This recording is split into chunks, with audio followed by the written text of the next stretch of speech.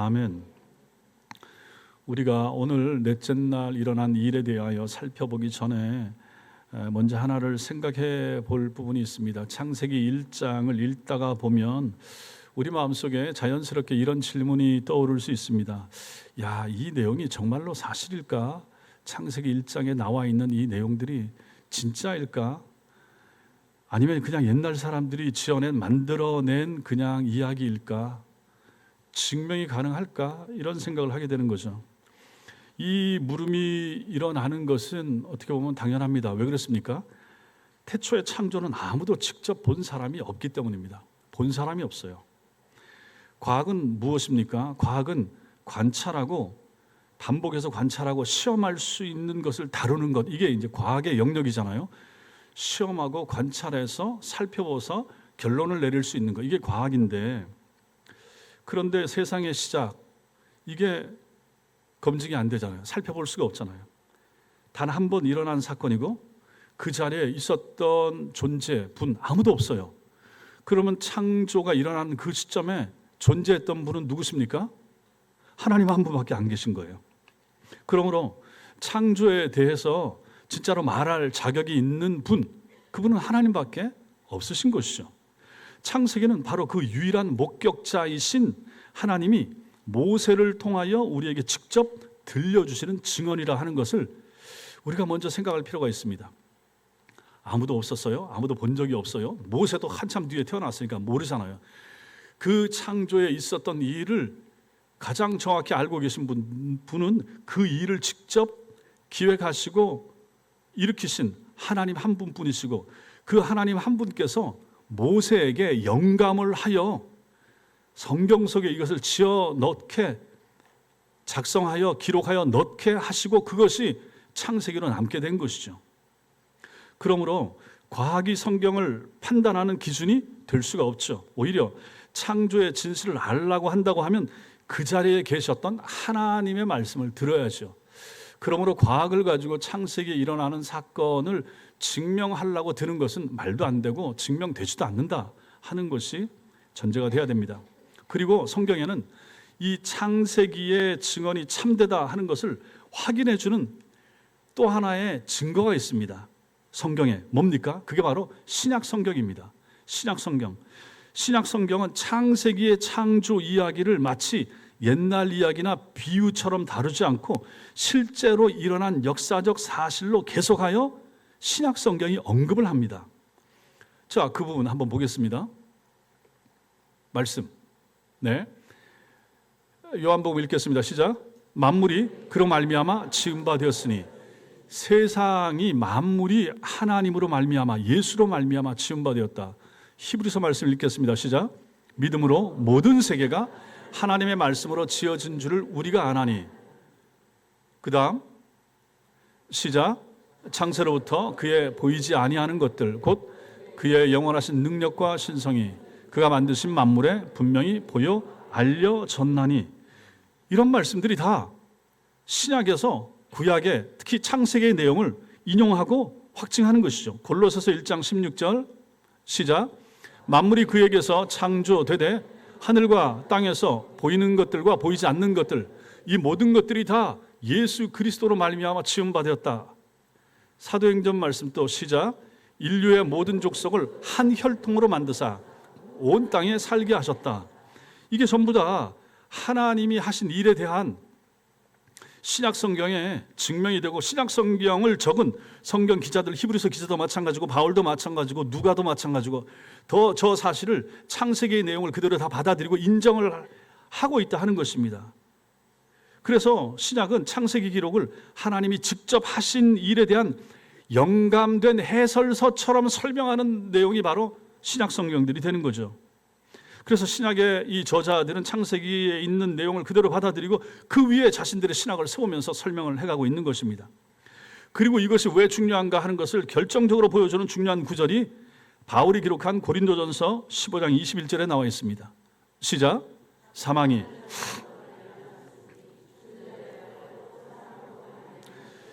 여러분과 저는 다 압니다. 사망이 사람으로 말미암았다. 죽은 자의 부활도 사람으로 말미암는다. 사람이 둘 나옵니다. 앞에 나오는 사람은 누굽니까? 앞에 나오는 사람 누굽니까? 뒤에 나온 사람 누굽니까? 그렇죠. 이걸 신약 성경 고린도전서의 저자인 바울이 이대로 얘기하는 거죠. 사망이 사람으로 말미암았다. 저 사람은 구약에서 처음으로 지음받은 아담 그리고 하와까지 포함하여 말하는 거죠. 그리고 죽은 자의 부활도 사람으로 말미암는다. 이렇게 분명히 말하는 거죠.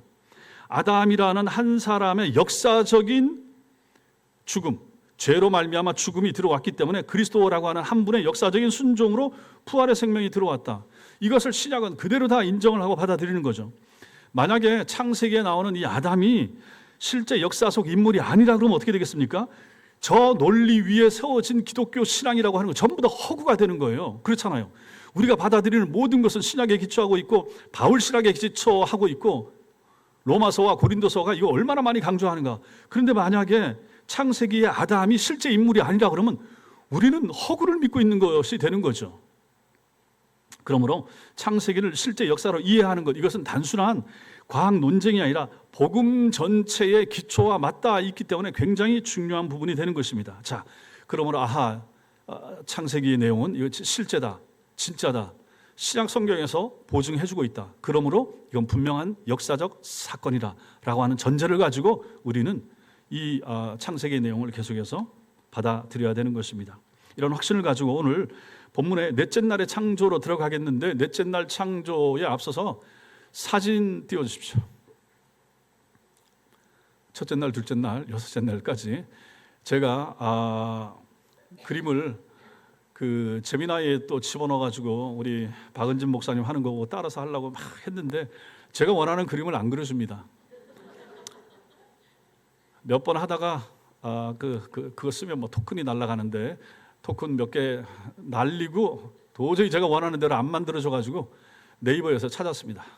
그래서 그림 그나마 숱한 것들 중에서 제 마음에 그나마 근사치에 이르는 걸 찾았습니다. 첫째 날, 저도 좀 그림이 흐린 것 같은데 첫째 날 아래쪽에 보면 땅, 하늘, 공간, 시간, 빛, 이게 이제 첫째 날, 그렇죠?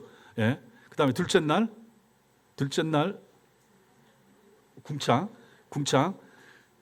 궁창이 뭐라고 그랬습니까? 하늘이라고 그랬죠? 그렇죠. 예. 이진경 권사님 이제 잘 들으셨네. 이러면서 물 위, 물 아래, 여기 궁창. 좋아요. 셋째 날 육지와 식물, 물 속에 다 물 속에 잠겨 있던 육지를 하나님께서 끄집어 올리시고 육지와 식물을 만드셨죠. 넷째 날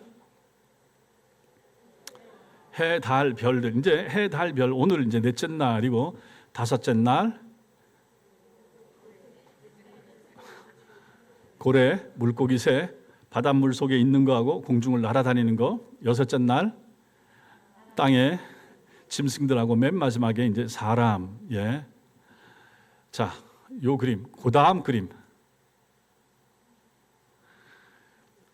네이버에 있는 숱한 이미지들 가운데서 겨우 찾아낸 게 이제 좀 전에 본 거하고 요거하고 두 가지.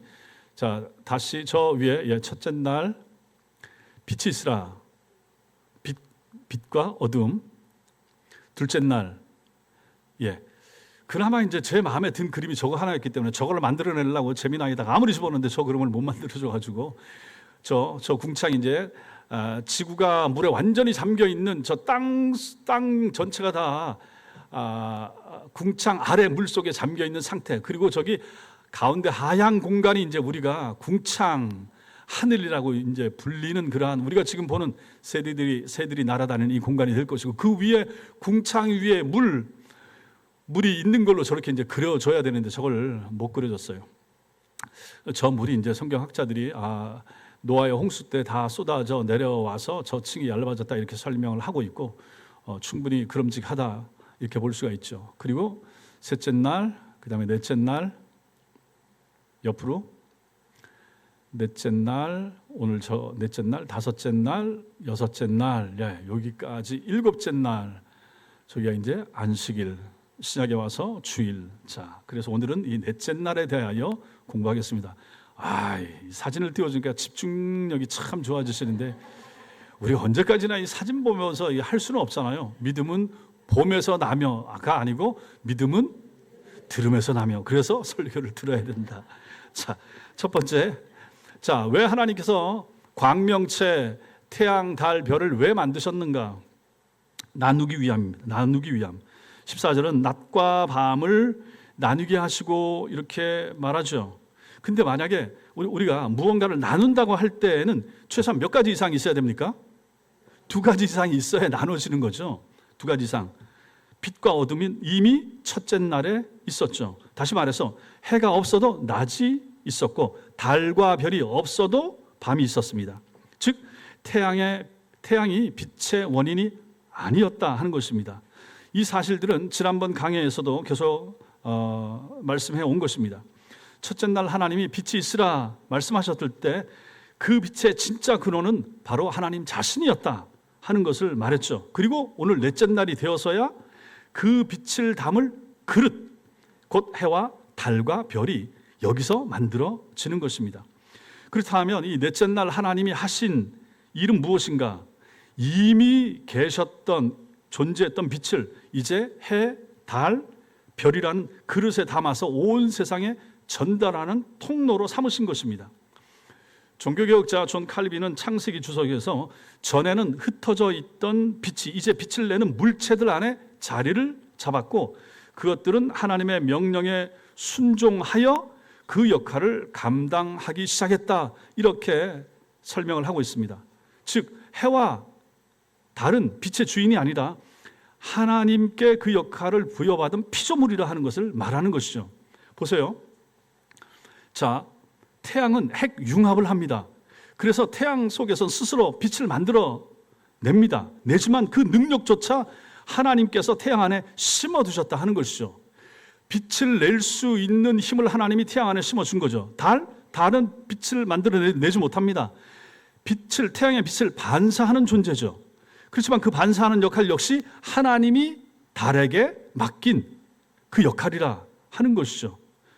그래서 태양이든 달이든 빛을 만들어내는 방식이든 빛을 반사하던 방식이든 그 모든 능력의 원천은 결국 어디입니까? 하나님이시다 하는 것이죠. 하나님이 그 능력을 줬다 하는 거죠. 자, 이걸 우리가 이렇게 생각해 볼 수가 있습니다. 전기는 전구가 없어도 존재하죠. 전기선만 들어와 있으면 전구는 그 전기를 우리 눈에 보이는 빛으로 바꾸어 전달하는 도구일 뿐입니다. 안에 이 건물을 칠 때 전기선을 다 깝니다. 다 깔아도 이 전구를 달지 않으면 빛은 비치지 않죠. 그러나 건물 설계도와 건물 짓는 이 안에 이미 전기는 들어와 있죠. 그러나 그 빛으로 비춰지지 않는 상태라 하는 것입니다. 그것을 우리 눈에 보이는 빛 형태로 만드는 것이 바로 전구를 달았을 때 이것이 빛으로 우리에게 오게 되는 것과 마찬가지라 하는 것입니다. 하나님도 마찬가지라 하는 것이죠. 해와 달도 하나님의 빛을 만들어내는 것이 아니라 그 빛을 온 세상 구석과 구석까지 전달하는 통로의 역할을 한다. 빛의 원주인은 하나님이시고 그 빛을 전달하는 역할로서 하나님께서 달과 태양과 별들을 만들어 놓으셨다 하는 것이죠. 그러므로 여러분과 제가 매일 보는 햇빛과 달빛은 사실 첫째 날 하나님이 선포하신 그 빛이 지금도 우리에게 전달되고 있는 것이라고 우리는 말할 수 있습니다.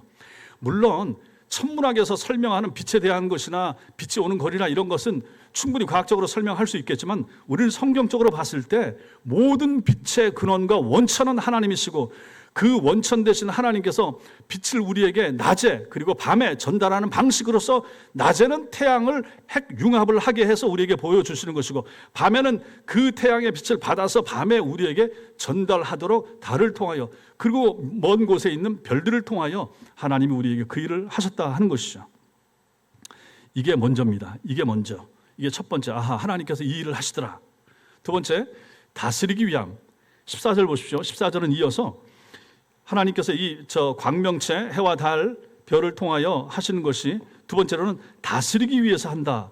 그것들로 징조와 계절과 날과 해를 이루게 하라 이렇게 말합니다. 여기 징조가 나오죠. 이 징조라고 하는 것을 오해해서는 안 됩니다. 별자리가 우리의 운명을 알려준다든지 이런 점성술적인 내용이 아닙니다. 여기서 하나님이 말씀하시는 징조는 계절이 바뀌는 것, 하루가 지나가는 것, 한 해가 흘러가는 것을 알려주는 표지로서의 징조를 말합니다. 사인이죠. 사인. 해와 달의 움직임에 따라서 하루, 한 달, 한 해가 구분이 되고 계절이 바뀌게 되는 것이죠. 이걸 사인이라고 한다. 이 리듬을 통해서 결국 우리는 언제 일하고 언제 쉬고 언제 씨 뿌리고 언제 거두고 이것을 알게 되는 거죠.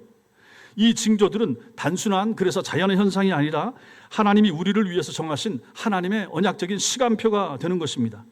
하나님은 이 시간 질서 속에서 우리를 살게 하는 거죠. 우리가 예배하고 쉬고 일하도록 하나님이 하셨다. 자, 그런데 보세요. 여기서 하루, 한 달, 한 해는 모두 어디서 왔습니까? 천체, 우주, 별, 달, 해, 이 천체의 움직임에서 하루, 한 달, 한 해가 옵니다. 지구의 자전, 지구가 스스로 도는 것으로 말미암아 하루의 시간이 우리에게 오게 되죠. 달의 공전을 우리에게 달을 줍니다. 한 달, 두 달 할 때 달의 공전에 따라서 지구의 공전, 지구가 태양 주위를 도는 것을 가지고 1년의 시간이 우리에게 오게 되는 것이죠. 자, 그런데 일주일 생각해 보십시오. 일주일이라고 하는 일의 단위는 태양, 달, 별 찾을 수 있는가? 찾지 못합니다. 그것들을 가지고는 알 수가 없어요. 하늘의 별도, 달의 모양도, 지구의 자전도 7일 주기를 직접적으로 우리에게 설명해 주지 않습니다. 성경은 이 7일 주기를 어디서 말하는가? 창조의 7일에서 우리에게 알려주더라 하는 것이죠. 그리고 하나님께서는 이 주기를 이스라엘 백성들에게 계명으로 주죠. 이게 바로 10계명의 네 번째 안식일 계명이 되는 것입니다. 이 7일 주기는 결국은 하나님께서 만들어서 이스라엘 백성들에게 그리고 오늘날 우리에게 전해주신 것이죠. 생각해 보십시오. 여러분이 예전에 배웠을 수도 있는데 이 인류 문명 역사 속에서 여러 나라와 문명이 야 이게 꼭 뭐 일주일 단위로 이렇게 시간이 가야 되는가? 그래서 여기에 대해서 이 7일 주기를 바꾸어 보려고 했던 시도들이 있었습니다. 프랑스 혁명 이후에는 10일을 열흘을 한 주기로 한번 만들어 보려고 했습니다. 7일 주기가 아니고. 근데 이게 실패했죠. 옛날 구소련 시절에도 이 주기를 바꿔서 5일이나 6일, 닷새나 엿새를 가지고 한 주기로 만들어 보려고 했는데 안 됐던 거예요. 이 시도들이 어떤 사람의 생각이나 뭐 여기에 따라서 막 왕이나 아니면 어떤 집권자의 의도에 따라서 한번 그렇게 해보려고 했는데 결국은 실패했다 하는 것입니다. 수천 년 동안 인류는 이 7일 주기에 맞춰서 살아왔고 그 리듬은 바로 창세기의 7일 이 주기와 깊이 연결되어 있다 하는 것을 우리는 다 압니다. 그러므로 이걸 사람이 의도적으로 어떻게 땅에서 5일로 일주일 합시다, 10일 가지고 한 주라고 합시다 이렇게 바꿀 수가 없더라 하는 것입니다. 우리가 매주 주일을 지키는 우리 삶의 리듬 자체가 이 세상의 진화의 산물이 아니라 결국은 창조의 결과라고 하는 것을 우리는 이 창세기를 통해서 다시 한번 확인하게 되는 것이죠. 그리고 16절 보십시오. 16절을 보시면 해와 달을 두고 뭐라고 말합니까? 큰 광명체로 낮을 주관하고 작은 광명체로 밤을 주관하게 하라 이렇게 말씀하십니다. 옛날에 고대 바벨론 사람들과 애굽, 이집트 사람들은 가지고 이 사람들은 해, 달, 신으로 섬겼습니다. 해를 신으로. 태양을 신으로 섬기는 그러면 로마도 있었고 무슨 이집트도 있었고 나라들마다 많습니다. 심지어 에스겔서 8장에 보면은 이스라엘 백성들조차 타락하고 나니까 어떻게 됩니까? 성전 뜰에서 태양을 향해서 절하는 그런 죄를 짓기도 했습니다. 그런데 성경은 이 모든 우상 숭배를 단호히 배격하고 있죠. 해와 달은 결코 신이 될 수가 없다 하는 것입니다. 하나님의 피조물이니까. 하나님이 만드신 물질적인 피조물을 가지고 하나님처럼 숭배하는 것은 하나님 보시기에 굉장히 큰 우상이 되는 것이죠. 이 사실은 그래서 오늘날 우리한테도 중요합니다.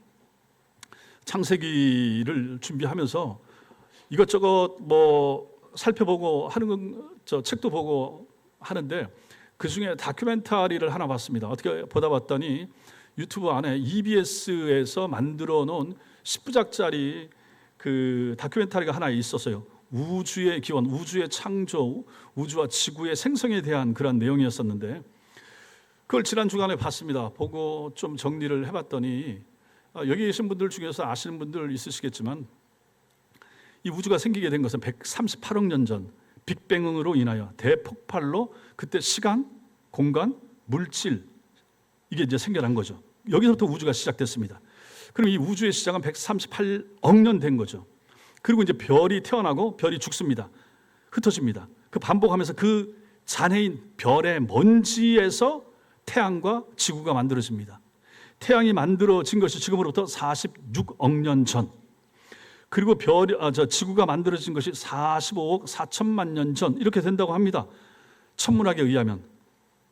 그리고 마침내 원시 바다 어딘가에서 최초의 생명체가 나타나서 지금 우리에게까지 이르렀다라고 하는 것이 진화론과 세상 과학에서 말하는 지구 생성, 우주 생성의 원리고 비밀이 되는 것이죠. 그런데 그 다큐멘터리를 보는데 내내 제 귀에 자주 들려왔던 단어가 하나 있는데, 그게 뭐냐면 우연이라고 하는 겁니다. 우연. 그 나레이터가 설명을 하는데 설명하다가 우연히 이렇게 이게 계속해서 반복돼서 나오고 있더라 하는 것입니다. 물질과 반물질이 완전히 사라지지 않고 우주에 남은 것도 우연이 되었다, 이렇게 말합니다. 지구에 물이 고이고 생명이 처음 생겨난 것도 우연이라고 이렇게 설명을 해줍니다. 그 다큐멘터리 마지막에 결국은 사람은 누군가, 우리는 누군가, 결국 별의 먼지, 별이 남긴 잔해에서 태어난 존재, 별의 먼지 중에 일부로서 우리가 태어나서 살고 있다, 이렇게 이제 소개를 하는 거예요. 결국 쭉 들어왔더니 모든 핵심적이고 중요한 일들은 다 어떻게 생겼는가? 우연이라는 거야. 설명을 못하니까 증명도 안 되고, 아니 138억 년 전, 46억 년 전 누가 있었으며 그걸 어떻게 증명을 하겠습니까? 근데 지금 나타나는 현상들이나 이것저것 가지고 연구해서 결과적으로 설명하는 것을 그렇게 설명을 하는 것입니다. 우연히 그렇게 되었다. 그리고 우리는 별의 먼지라. 그 다큐멘터리의 결론, 그 결론이 그런 거예요. 사람은 별의 먼지. 결국 오늘 우리가 배우는 창세기는 뭐라고 말합니까? 그거 완전히 다르잖아요. 사람은 하나님의 형상대로 지음받은 존재, 사람은 별의 먼지에 불과하다. 얼마나 큰 차이가 나는가. 별의 먼지에서 우연히 생겨난 존재에게는 거기 무슨 사람이 무슨 존엄성이 있겠으며 살아남아가야 될 무슨 목적이 있겠으며 소망이 그건 뭐가 있겠습니까? 그러나 하나님의 형상대로 우리가 지음받았다라고 할 때는 거기 인간의 존엄성이 있죠. 살아가야 될 목적, 하나님의 영광을 위하여 영원한 소망, 새하늘과 새 땅, 이게 다 있잖아요. 근데 그거 없이 살아가면 그 뭐가 남는가 하는 것이죠. 그래서 여러분과 제가 이런 창세기의 말씀을 잘 살필 필요가 있다 하는 것을 보게 됩니다. 16절 끝에 보세요. 거기 보시면 뭐라고 말합니까? 또 별들을 만드시고 또 별들을 만드시고 이렇게 말합니다.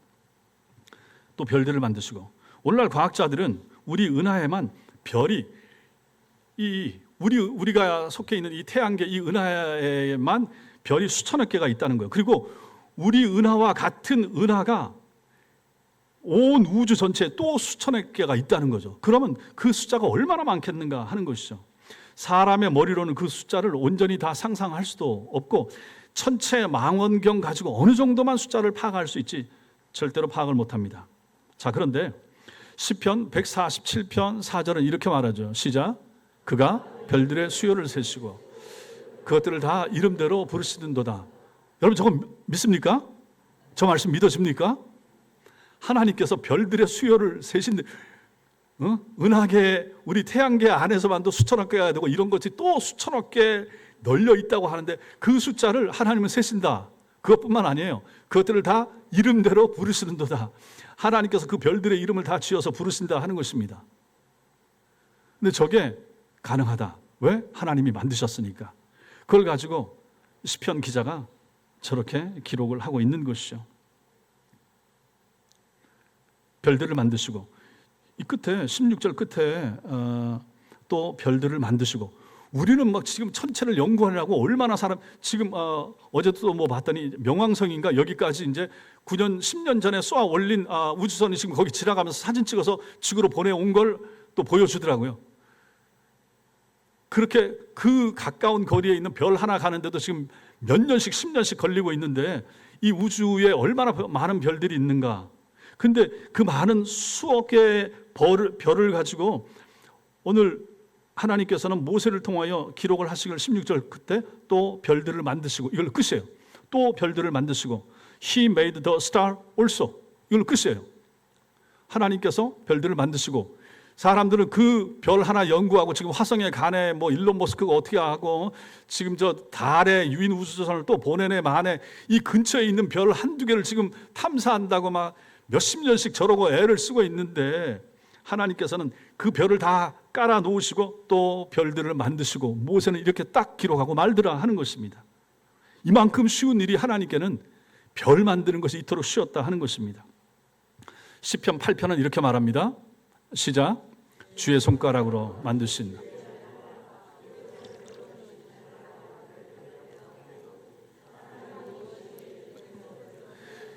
성도 여러분, 자, 이렇다면 우리 성도들은 말입니다, 이 별 보는 눈이 달라야 되는 거예요. 그렇잖아요? 별을 보면 시편 기자처럼 저 말씀이 떠올라야 되고 우리에게도 저런 정서가 있어야 되는 거죠.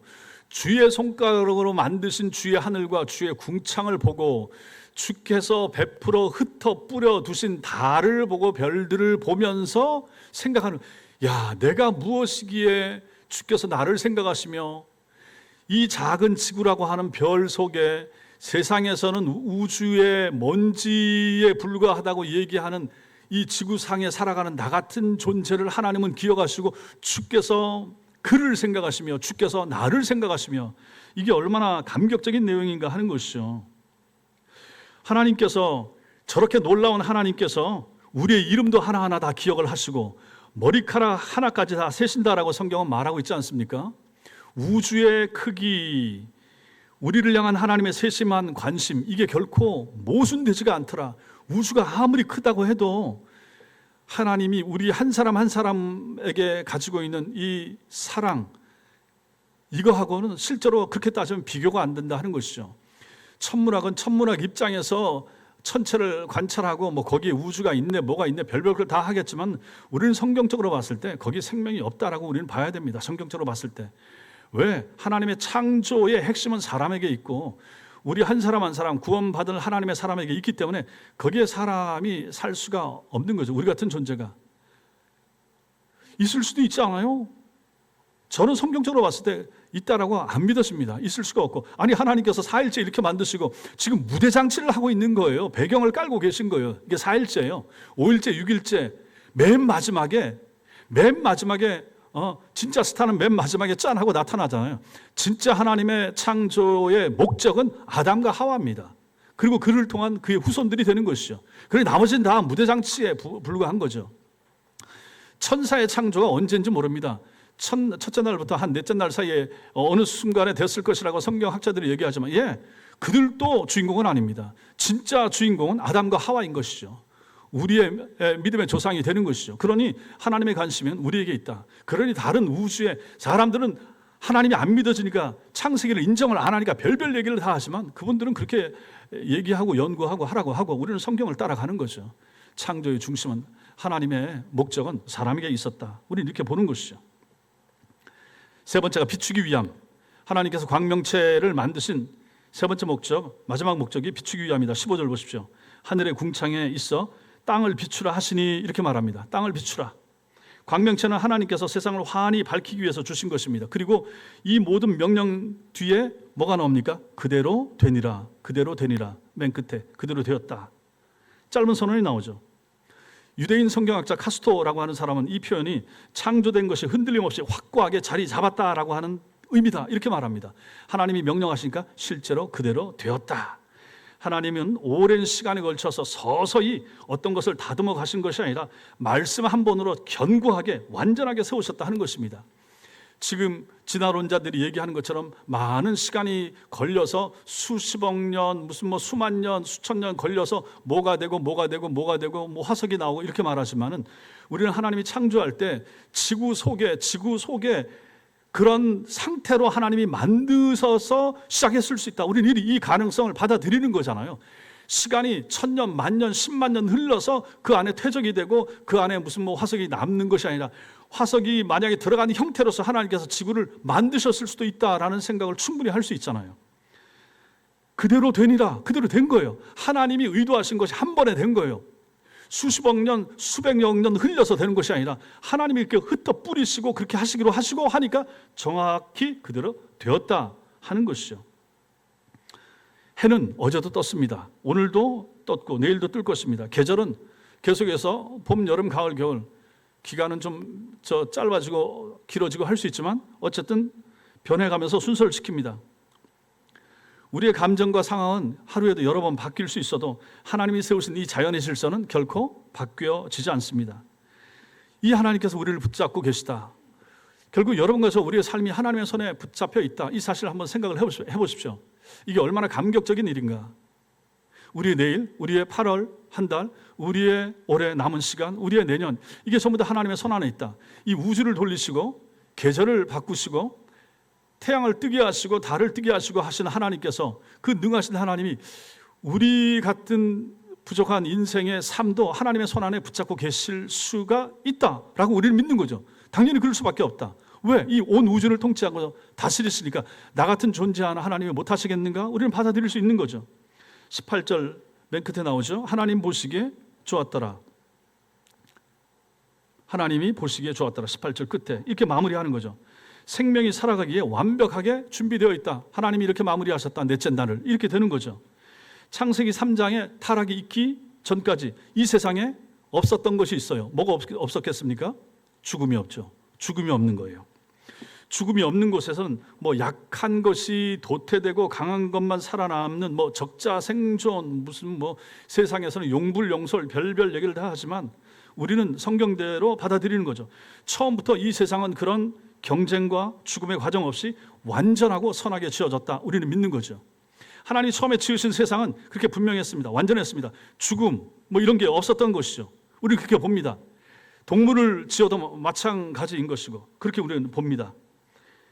자, 근데 이 사실을 우리가 받아들이는 거, 이게 왜 중요합니까? 만약에 죽음이 처음부터 세상에 있었던 자연스러운 과정이라고 만약 한다 그러면 어떻게 됩니까? 성경이 구약과 신약이 안 맞는 거죠. 로마서 5장 12절이 죄로 말미암아 사망이 들어왔다. 이 선언이 무의미해지는 거예요. 죄로 말미암아 사망이 들어왔다. 인간의 죄로 말미암아 사망이 들어오게 되고 거기서부터 모든 죽음이 시작된 것으로 성경이 분명히 말하고 있기 때문에 그런 것입니다. 죽음은 하나님께서 처음 세상에 만들어 놓은 그러한 영역이 아닌 거예요. 처음에 하나님의 계획 속에는 그게 없었다라고 봐야 됩니다. 그런데 사람의 죄악, 사단이 들어와서 아담과 하와를 유혹하고 그들이 넘어가서 타락하게 되고 죄가 들어옴으로 말미암아 우리에게 다가오기 시작한 거, 죽음이 그 시점부터 시작된 거예요. 그러므로 예수님께서 그 죽음을 이기고 부활하셨다라고 하는 것은 단지 한 개인의 위로에서 그치는 것이 아니라 창조 때부터 있었던 선하고 완전한 질서를 이제 예수님을 통하여 회복되기 시작했다, 이렇게 보는 거죠. 아담으로 말미암아, 아담의 실패로 말미암아 죽음이 들어와서 다 흐트러지게 되고 타락하게 되고 동물계도 저주받고 타락하고 온 우주도 저주받아서 로마서의 말씀처럼 전부 다 신음하고 있는 이러한 세상을 예수님이 오셔서 회복시키는데, 그 회복시키기 위한 첫 번째 예수님이 하신 일, 그것이 바로 부활이었다 하는 것이죠. 부활로 말미암아 죽음을 정복하고 죽음을 다스리시는 예수님의 능력, 그리고 우리도 그 혜택을 보게 되리라라고 하는 신앙을 거기서 우리는 얻게 된다 하는 것입니다. 그래서 이제 이것이 회복될 텐데, 이 완전한 회복은 언제 될 것인가? 예수 그리스도의 재림과 더불어 이 세상은 완전한 회복, 아담으로 말미암아 깨어졌던, 망쳐졌던, 타락했던, 어그러졌던 그러한 세상의 질서가 예수 그리스도의 재림으로 말미암아 완벽해질 것이다.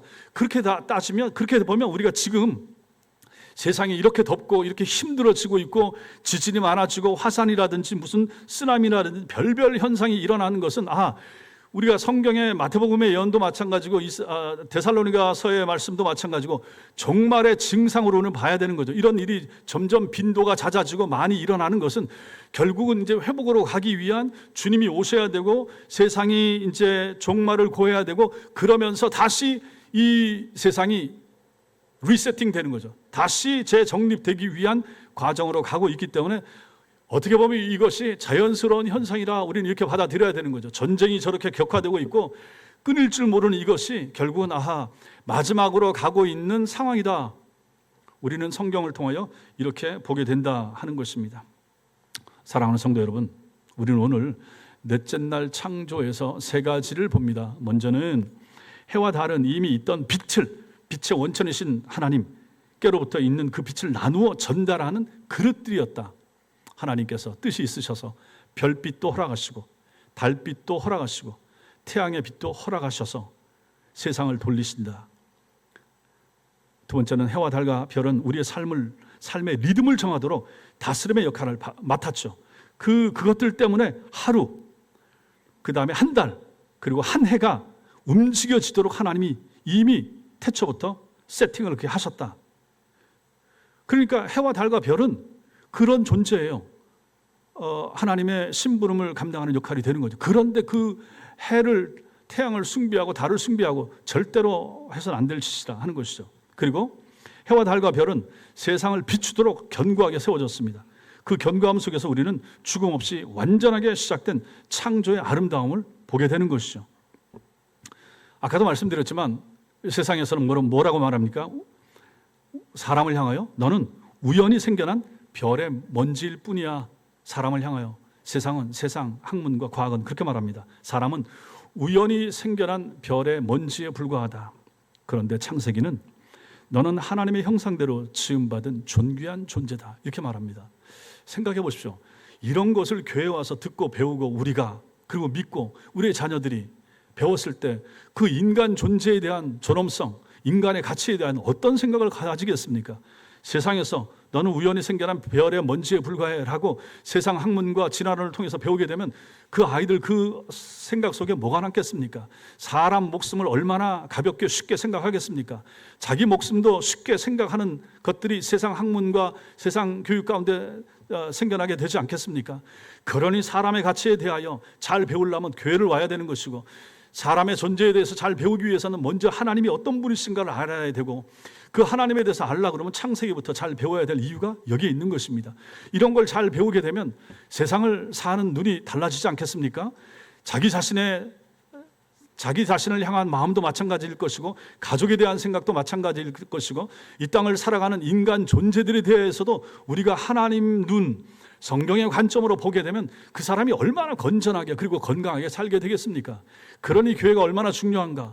그러니 이 땅을 살아가는 성도들의 역할은 얼마나 중요한가? 그러니 예수를 잘 믿는 신실한 성도들은 실제로 그 사람들이 이 세상의 주인 아니겠습니까? 그들 때문에 세상이 돌아가는 거 아닙니까? 생각해 보십시오. 왜 세상이 지금까지도 멸망하지 않고 있습니까? 성경적으로 왜 그렇습니까? 한 사람이라도 더 회개하고 돌아오기를 우리 주님이 기다리시는 거예요. 밀어주시는 거죠. 마지막 한 사람 회심할 때까지 예수 그리스도의 재림이 늦어지고 있는 것이죠. 그러니 하나님의 관심은 성도들에게 있고 하나님의 관심은 성도 구원에 있는 것입니다. 그러니 이게 얼마나 중요한가. 이런 것을 우리가 교회에서 배워야 되고, 우리가 이런 인식을 가지고 신앙생활, 믿음 생활을 해야 되고, 나는 얼마나 존귀한 존재인가 생각해 보십시오. 그렇지 않습니까? 너는 별의 먼지야. 옆 사람하고 한번 얘기해 보겠습니다. 당신은 별의 먼지래. 그거는 사실 욕인 거죠. 욕인 거예요. 그럼 우리는 뭐라고 말해야 됩니까? 옆 사람한테? 여러분들이 사용할 수 있는 미사여구를 동원해서 가장 아름답게 옆 사람을 얘기를 해보십시오. 시작.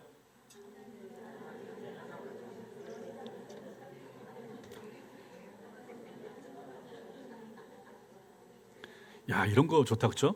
이 상대에 대하여, 아니면 아내에 대하여, 남편에 대하여, 옆 사람에 대하여 가장 좋은 말로 써가지고 저한테 카톡을 한번 보내보십시오. 그것을 가지고 밴드에 올리고, 이런 풍부한 상상력을 가지고 있는 성도님이 계십니다. 좋잖아요. 그래서 우리가 교회 와서 오전에도 마찬가지고 평강이 있으라, 덥고 힘들어도 교회 오면 기쁘고 즐겁고, 오늘 점심 식사 좋았습니까? 얼마나 좋습니까? 예, 저도 옥수수를 좋아하고 애들 버린 옥수수 2개 주워가지고 그거 더 먹고 감사하죠.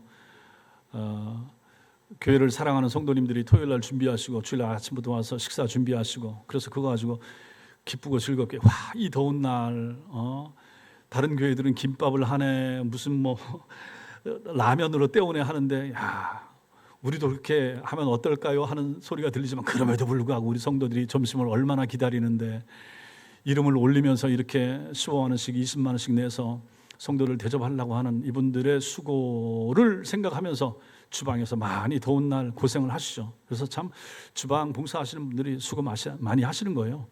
그래서 그분들을 향해서 여러분들이 항상 격려해 주시고 위로해 주시고 하셔야 됩니다.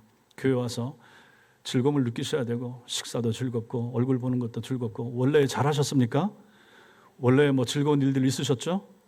원래에서 혹시 싸우거나 뭐 다투거나 막 이러진 않죠? 정말로 그런 것이 없어야 됩니다. 그래서 교회 와서 행복하고 즐겁고 마음의 평화를 가지고 돌아가시고, 세상살이 힘들고 어려운데 교회 와서도 마음이 힘들고 어렵고 답답한 채 돌아가면 그 어찌 되겠습니까? 그래서 항상 기쁨으로 즐거움으로, 또 이런 말씀 가운데서 나는 얼마나 위대한 존재인가. 하나님이 나를 사랑하신다. 별보다도 하나님이 나를 더 귀하게 여기신다. 하나님 눈앞에 나는 얼마나 존귀한 존재인, 내 머리칼 빠지는 것까지 하나님 숫자를 세신댄다. 그러니 하나님이 나를 얼마나 사랑하시는가. 우리 남편도 사랑하고 우리 아이들도 사랑하고 우리 교인들도 사랑하고, 이런 마음을 담아서 돌아가시고, 그 마음을 담아서 우리 성도들을 위해서 기도하시고 가족들을 위해서 기도하시고, 더운 이 여름날 잘 통과하는 그런 믿음 있는 성도들 다 되시고 믿음 안에서 살아가시는 승리하는 성도들 다 되시기를 주님의 이름으로 축원합니다.